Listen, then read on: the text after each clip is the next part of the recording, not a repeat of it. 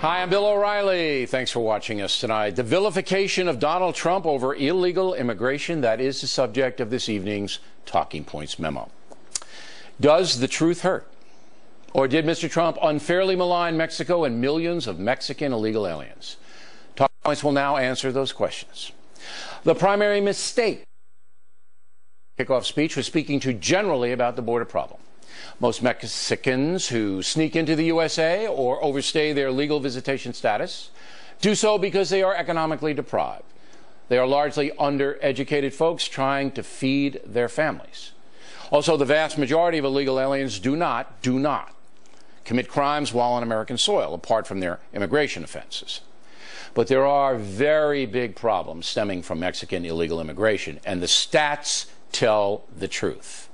As we all know, Mexico is the major supplier of illegal drugs into the USA. The drug cartels down there have corrupted the police and many politicians. They're brutal thugs who commit mass murder, torture, and generally shame their nation.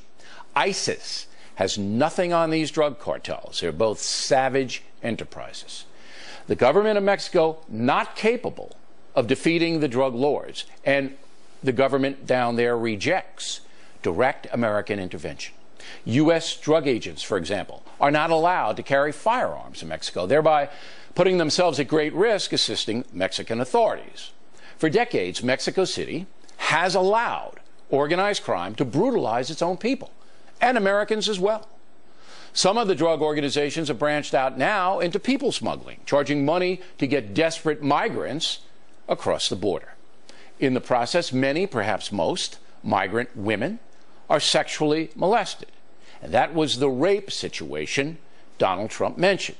But it's not ordinary Mexicans doing the raping, it's the gangsters. And Trump should have made that clear. The truth is there's little supervision on the Mexican side of the border. Cities like Juarez and Nuevo Laredo, literally run by the drug cartels. Border security in Mexico, non-existent, and has been for decades. That situation's not going to improve. So Trump is correct in saying that only a massive wall will stop the chaos, and even then, drugs and people will get through, although not to the extent they do now. Washington knows all this, but has turned away from securing the border ever since President Reagan promised to do that after he signed an immigration amnesty in 1986. Mr. Reagan did not keep his promise, and every single president since has failed to secure the southern border. Every one. Now, what about the immigrants themselves? 59% of Mexican residents and illegal aliens have less than a high school education. Only 4% have a college degree. 68% are poor or near poor. 57% receive means-tested welfare of some kind paid for by the American taxpayer. 56% do not have health insurance, many of those receiving Obamacare subsidies. So Trump's analysis is correct. The majority of Mexicans coming to the USA are not achievers in the economic sense. To be fair, that was the case with the Irish, Italian, and European immigration waves of the past. Hardworking people coming here to try to improve themselves. But here is the dangerous part now. According to government statistics, 71% of non-American citizens in federal prisons are from Mexico. Colombia nationals are second, just 4%. Mexican criminals represent a whopping 16% of all convicts serving time in federal penitentiaries.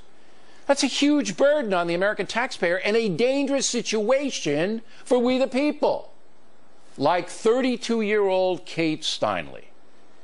Last Wednesday, Kate was walking with her father in San Francisco, enjoying the evening, when she was shot dead on the street for absolutely no reason at all. Police say 45-year-old Francisco Lopez Sanchez, an illegal alien from Mexico, murdered Kate. Apparently Sanchez has 7 felony convictions, has been deported 5 times. Yet he's still walking around the streets of San Francisco, this guy. That's because Mayor Ed Lee and the 11 members of the San Francisco City Supervisors refused to cooperate with the federal government on criminal aliens. The feds asked the city of San Francisco to keep Sanchez in custody. The city refused. Ms. Steinle paid for that irresponsible and unconstitutional decision with her life. San Francisco is a sanctuary city and proud of it. And violent crimes committed by criminal aliens have happened there before.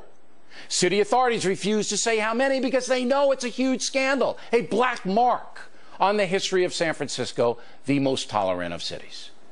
The family of Kate Steinle asking for calm, not vengeance. But Talking Points is not as charitable. In 1996, President Bill Clinton signed the Illegal Immigration Reform and Responsibility Act, which stipulated that local and state authorities were to cooperate with the feds in apprehending illegal aliens, especially criminals. In 2007, then Mayor Gavin Newsom issued an executive order stating that as a sanctuary city, San Francisco would not cooperate with federal authorities on illegal immigration matters and would protect even criminal aliens. The feds did nothing. In 2010, the Obama administration openly said it would not punish cities that refused to obey the 1996 immigration law. So here's the deal. Here's the deal. The mayor and city supervisors of San Francisco are directly responsible for the murder of Kate Steinle, and the Obama administration is complicit. Attorney General Loretta Lynch could order the FBI today to arrest Mayor Lee and the supervisors for violating federal law. She is within her authority to do that. I know that's not going to happen because racial politics drives the law these days, which is why Trump caught so much hell. The Constitution demands that the federal government protect Americans from foreign intruders. Demands it. Obviously, that responsibility is not being met. And if you point that out, as Trump did, you're a racist, a piñata for the open border crowd to bash. The fact that a felon could be deported 5 times and still be walking around San Francisco should shame Congress. Shame it. Where is a law that says if you are deported 1 time and come back, you serve 5 years in prison? Where is that law? Congress should pass it, and if President Obama doesn't sign it, everything will be on a table. It will be on him. That legislation should be called the Kate Law, much like Jessica's Law. So who's responsible? Who will sponsor the new law? Who will do it? Please let me know directly. We're looking for some legislators in Washington who have courage. Are you out there? Are you out there? Talking Points is disgusted with the cowardice of our elected officials, from the crazy left San Francisco people to the president to the Congress. Most of them are rich folks who could not care less about the violence and chaos, out of control criminal activity south of the border is creating in this country. If Mexico does not crack down hard on border intrusions and drug trafficking, we should punish them economically. Punish them. Period. This entire disaster has been going on for far too long. The excuse that America is at fault because we use drugs and do not secure our side of the border is valid. We are at fault. But that does not excuse Mexico's rampant corruption and abuse of its own people. Drug and people smuggling injure millions and cost lives. It's the dirtiest of crimes. Finally, the poor people sneaking in here to paint your house aren't the problem. They're not the problem. The cowardly politicians who will not uphold the law and the Constitution are the problem. That's what Donald Trump should have said. And that's the memo.